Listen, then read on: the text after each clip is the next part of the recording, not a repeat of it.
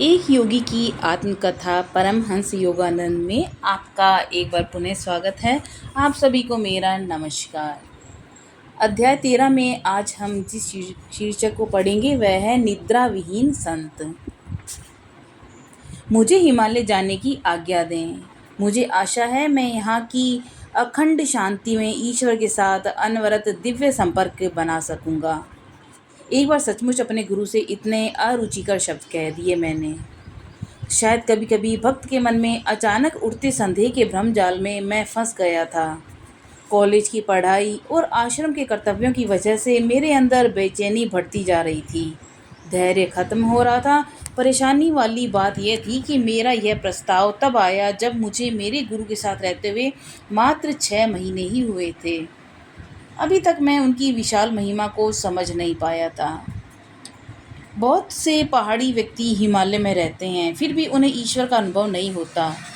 मेरे गुरु ने धीमे धीमे शब्दों में सरलता से कहा, एक जड़वत पर्वत की अपेक्षा किसी आत्मज्ञानी पुरुष से आत्मज्ञान प्राप्त करना कहीं अच्छा है। गुरुदेव बोले। गुरुदेव ने इन शब्दों द्वारा मुझे इशारा दिया कि मेरे गुरु पहाड़ी नहीं बल्कि वे स्वयं हिमालय हैं। फिर भी मैंने उनसे कहना जारी रखा। मेरे गुरु ने उनका कोई जवाब नहीं दिया। मैंने उनकी मौन स्वीकृति स्वीकार कर समझ लिया। उनकी इस गोलमोल प्रतिक्रिया को अपने ढंग और अपनी सुविधा अनुसार समझा। उस संध्या से मैं कलकत्ता के घर में तैयारियों में व्यस्त हो गया।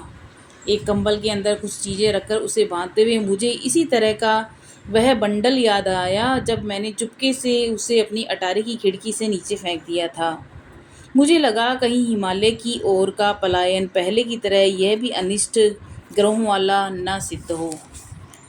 पहली बार मेरा आध्यात्मिक उत्साह उछाल पर था। आज अपने गुरु को इस तरह छोड़ते हुए मेरा अंतर्मन भारी था।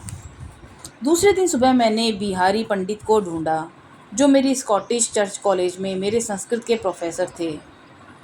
सर, आपने मुझे लाहिड़ी महाशय के महान शिष्य के बारे में बताया था, क्या आप उनका पता मुझे दे सकते हैं?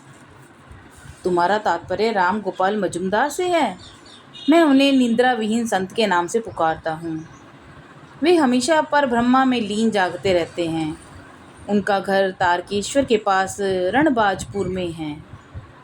मैंने उन्हें धन्यवाद दिया और फिर ट्रेन से तारकेश्वर के लिए निकल पड़ा।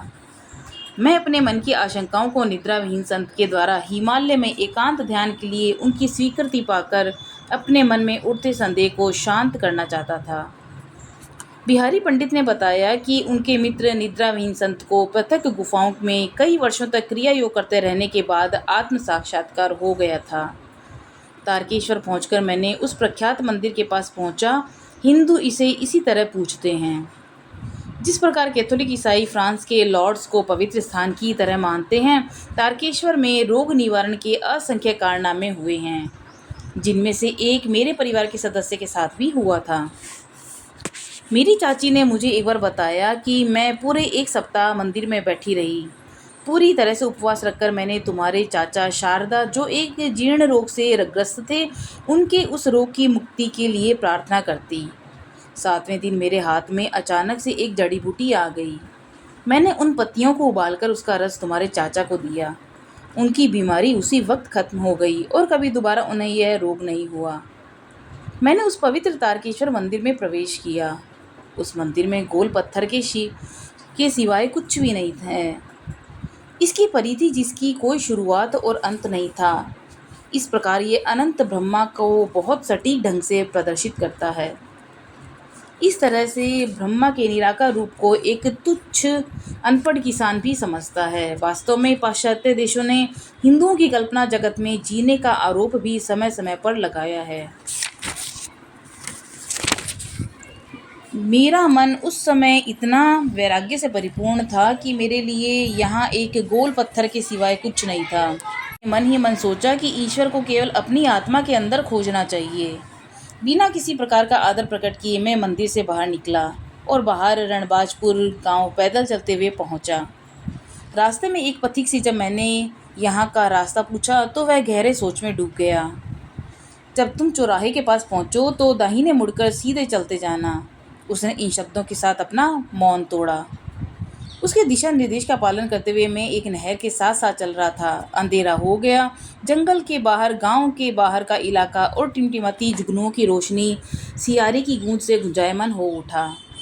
चांद की रोशनी बहुत फीकी थी। रास्ता साफ नहीं दिखाई दे रहा था। मैं 2 घंटे तक ठोकरें खाता रहा। गाय की घंटी की आवाज़ कितनी मधुर थी। मेरी जोर जोर से पुकारने की आवाज़ सुनकर एक किसान मेरे पास आया। मैं रामगोपाल बाबू को खोज रहा हूँ। इस नाम का कोई व्यक्ति यहाँ नहीं रहता, उस व्यक्ति ने तीखी आवाज़ में कहा। शायद तुम झूठ बोलने वाले एक जासूस हो। उसके संदेह को मिटाने की उम्मीद में मैंने नम्रता से उसे अपनी परिस्थिति बताई। वह मुझे अपने घर ले गया और मेरा आदर सत्कार किया। रणबाजपुर यहाँ से काफ़ी दूर है, उसने कहा। तुम चौराहे से बाएं मुड़ना। तुम्हें चौराहे से बाएं मुड़ना था, दाएं नहीं।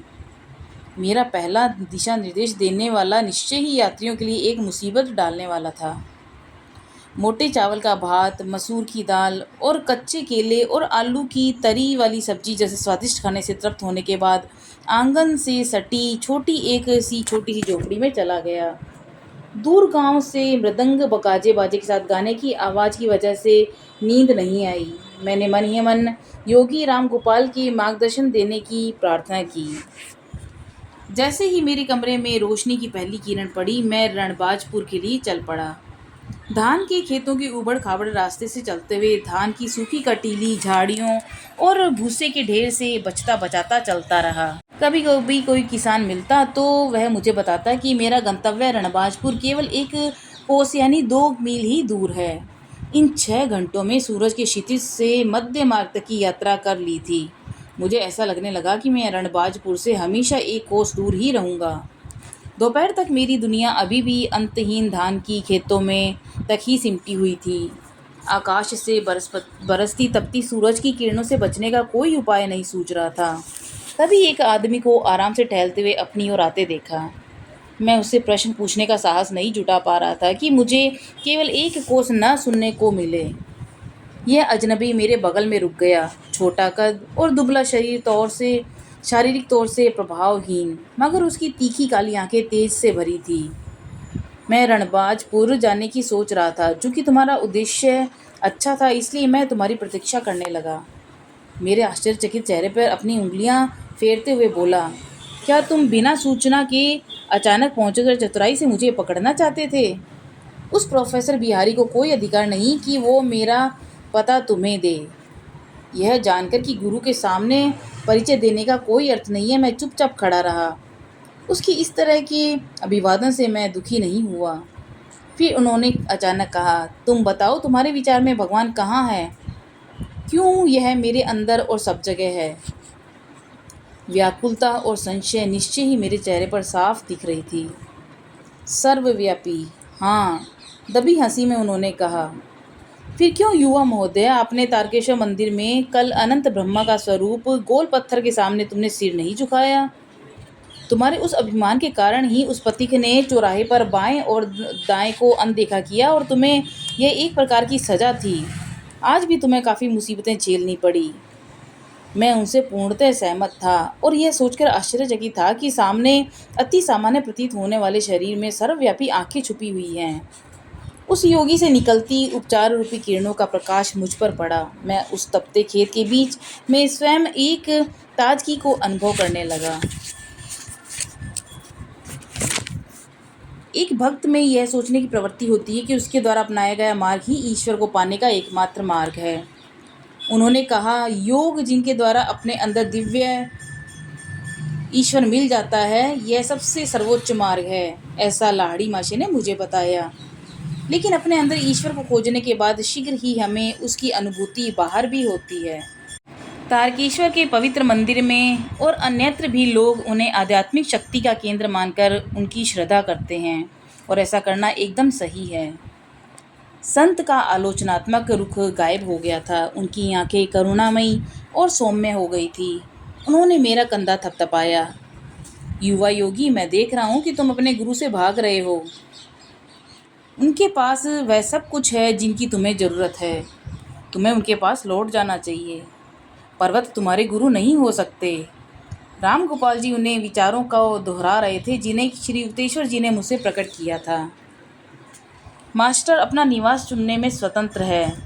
ये ऐसा कोई विधान नहीं कि उन्हें अमुक अमुक जगह ही रहना है। मेरे साथी ने मुझे रहस्यपूर्ण दृष्टि से देखते हुए कहा, भारत और तिब्बत के हिमालय के शिखरों का संतों पर कोई एकाधिकार नहीं है। जिसे अंदर पाने का प्रयास न किया जाए उसे वहाँ यहाँ जाकर नहीं पाया जा सकता। जैसे ही भक्त आध्यात्मिक ज्ञान लाभ के लिए पृथ्वी के दूसरे छोर तक जाने के लिए तैयार होता है, उसका गुरु उसके आसपास ही प्रकट हो जाता है। मन ही मन में इस बात पर सहमत हो गया, अपनी बनारस की प्रार्थना की याद करते हुए, जिसके बाद मैं अपने गुरु श्री युक्तेश्वर जी से भीड़ भाड़ वाली संकरी गली में मिला था। क्या तुम अपने लिए एक छोटे से कमरे की व्यवस्था कर सकते हो जहाँ तुम एकांत में रह सको? हाँ, मैंने मन ही मन सोचा कि यह संत सामान्य बात करते करते फौरन किसी विषय विशेष पर आ जाते हैं। तो यह तुम्हारी गुफा है। योगी ने ज्ञान देने वाली ऐसी दृष्टि मुझ पर डाली जिसे मैं कभी भूल नहीं सकता। यही तुम्हारा पवित्र पर्वत है, वहीं तुम अपना ईश्वर का साम्राज्य पाओगे।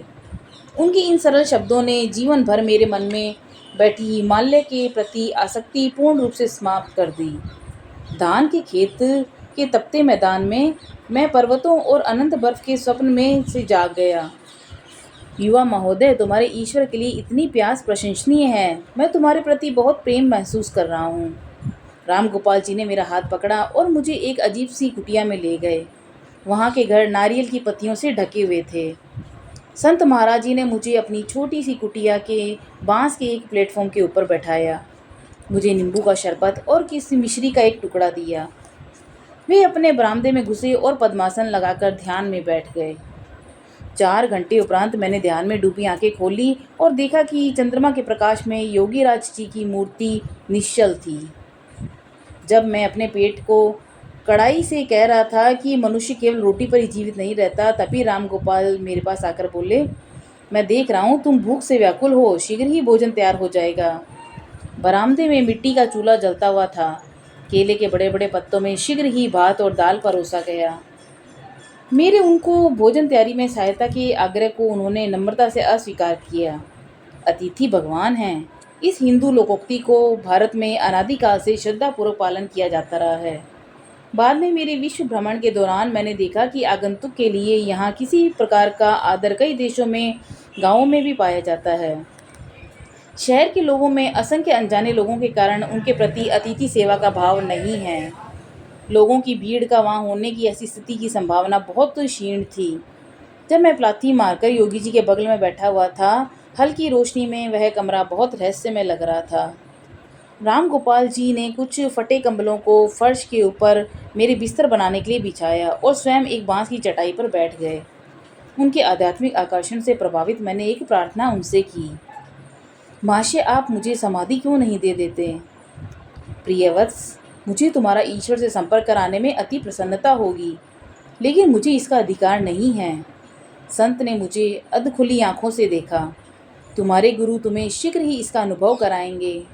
तुम्हारा शरीर अभी इसके लिए तैयार नहीं है। जिस प्रकार एक छोटा लैंप बहुत अधिक शक्ति वाले बिजली के वोल्ट को सहन नहीं कर सकता, इसी प्रकार तुम्हारी नाड़ियाँ ऐसे दिव्य तरंगों के लिए तैयार नहीं हैं। यदि मैं तुम्हें उस अनंत आनंद को अभी दे दूं, तो तुम्हारा शरीर ऐसे जलेगा मानो इसकी हर कोशिका में आग लग गई हो। तुम मुझसे ब्रह्म ज्ञान प्राप्त करना चाहते हो? योगी महाराज सोच में डूबे हुए थे। जितनी कम ध्यान धारणा मैंने की और जितना नगण्य मैं हूँ, उससे मैं स्वयं अचरज में हूँ कि क्या मैं ईश्वर को प्रसन्न करने में सफल रहा हूँ, और अंतिम ज्ञानोदय से ईश्वर मेरा मूल्यांकन कैसे करेगा? महाशय, क्या आप लंबे समय से अपने हृदय में केवल ईश्वर को नहीं खोजते आ रहे हैं? मैंने कुछ खास नहीं किया। बिहारी ने जीवन के बारे में कुछ बताया। 20 वर्षों तक मैं निर्जन गुफा में प्रतिदिन 18 घंटे ध्यान में रहता था। फिर मैं और थोड़ी दुर्गम गुफा में जाकर 25 वर्षों तक रहा और योग ध्यान में 20 घंटे तक करने लगा। मुझे नींद की आवश्यकता नहीं थी, क्योंकि मैं हमेशा ईश्वर के साथ रहता था। मेरा शरीर अति अवचेतन की गहरी और संपूर्ण शांति में ज़्यादा विश्राम में रहता। जबकि सामान्य अवचेतन अवस्था में यह अधूरी शांति और अधूरे विश्राम को पाता।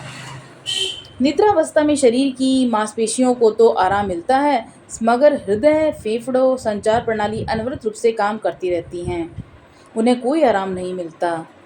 अति अवचेतन अवस्था में आंतरिक अंग पर ब्रह्मा की शक्ति की तरंगों की वजह से निष्क्रिय जीवंतता की स्थिति में रहते हैं। इन सब यत्नों से मैंने वर्षों तक सोने की जरूरत नहीं समझी। एक समय आएगा जब तुम्हें भी सोने की आवश्यकता नहीं रहेगी। हे भगवान, आपने इतने लंबे समय तक ध्यान लगाया है, फिर आपको ईश्वर के प्रसन्न होने पर यकीन नहीं है?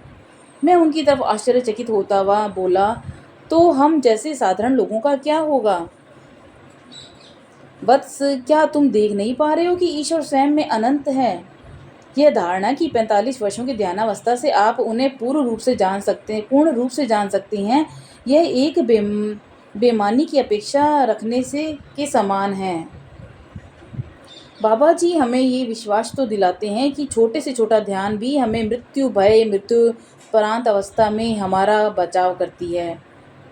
अपना आध्यात्मिक आदर्श इन छोटे पर्वतों को मत मानो, बल्कि निर्गुण ईश्वर प्राप्ति के तारे पर अपना ध्यान केंद्रित करो। यदि तुम अपना कार्य कठिन परिश्रम के साथ करोगे तो अवश्य ही वहाँ पहुँच जाओगे। इस संभावना से उत्साहित होकर मैंने उनसे कुछ और ज्ञानोपदेश के लिए कहा। उन्होंने अपनी लाड़ी माशे के गुरु बाबा जी के साथ अपनी भेंट की अद्भुत कहानी सुनाई। मध्य रात्रि में वे मौन हो गए और अपने कंबल पर लेट गए। मैंने अपनी आंखें बंद की और मुझे बिजली कौंधती दिखाई देने लगी और मेरे अंदर की विशाल जगह पिघली रोशनी से भर गई। मैंने अपनी आंखें खोली तो वही आंखें चुधियाने वाला प्रकाश देख रही थी। वह कमरा उस अनंत महाप्रकाश का हिस्सा बन गया था जिसे मैंने अपने अंदर के दृश्य में देखा था। तभी योगी राज ने कहा, तुम सोते क्यों नहीं? महाराज, मैं कैसे सो सकता हूँ जब मेरे चारों ओर बिजली कौंध रही है, चाहे मेरी आंखें खुली हो या बंद। तुम धन्य हो जो तुम्हें इस प्रकार का अनुभव मिल रहा है। इस तरह की आध्यात्मिक किरणों का दर्शन इतनी आसानी से नहीं मिलता, संत महाराज ने स्नेह से मुझे कहा। अगले दिन सुबह उन्होंने मुझे मिश्री दी और कहा कि अब मुझे जाना चाहिए। मुझे उनसे विदा लेने का दुख हो रहा था। मेरी आंखों के आंसू गालों को भिगो रहे थे। मैं तुम्हें यहाँ से खाली हाथ नहीं भेजूंगा, योगी ने प्यार से मुझे कहा। मैं तुम्हारे लिए कुछ करूँगा। वह मुस्कुराए और उन्होंने अपनी दृष्टि मुझ पर केंद्रित की। मैं जड़वत हो गया, मानो धरती से चिपक गया हूँ। मेरी आंखों के दरवाजे से शांति मेरे अंदर प्रवेश करती गई। मेरी गर्दन का दर्द, जो कुछ वर्षों से बीच बीच में मुझे परेशान करता था, वह पूर्णतः ठीक हो गया। प्रकाशमय आनंद के सागर में नहाकर मैं तरोताजा हो गया और मेरी अश्रुधारा बंद हो गई। संत चरणों को छूकर जंगल की ओर मैं चला गया। उनके बीच में से रास्ता बनाता हुआ कई धान के खेतों से होते हुए आखिरकार तारकेश्वर पहुंचा। फिर मैं तारकेश्वर के प्रसिद्ध मंदिर में दूसरी बार गया और वहां भगवान के सामने साष्टांग प्रणाम किया। यह गोल पत्थर अब मेरी अंतर्दृष्टि के सामने बड़ा होता चला गया। जब तक यह आकाश पिंड की तरह नहीं बना, उसके वृत्त के अंदर वृत्त क्षेत्र के ऊपर क्षेत्र बनते गए। सभी ईश्वर की आभा से ओत-प्रोत लग रहे थे। 1 घंटे बाद खुशी खुशी कलकत्ता की तरफ जाने वाली ट्रेन में मैं बैठ गया। मेरी यात्राओं का अंत हो गया, लेकिन यह किसी हिमालय के पर्वतों में नहीं, बल्कि हिमालय की तरह व्यक्तित्व के स्वामी मेरे गुरु के चरणों में यात्रा थी। तो ये था कि किस तरह से स्वामी परमहंस योगानंद जी ने अपनी यात्रा की और अपने दूसरे गुरु से मिले और उन्होंने जो अनुभव दिए, निद्राविहीन संत ने उन्हें सही मार्ग दिखाया और अपने वापस गुरु के पास लौट जाने के लिए उन्हें संदेश दिया। कल मिलते हैं अगले अध्याय 14, जो है ब्रह्मांडीय चेतना का अनुभव। तब तक के लिए नमस्कार।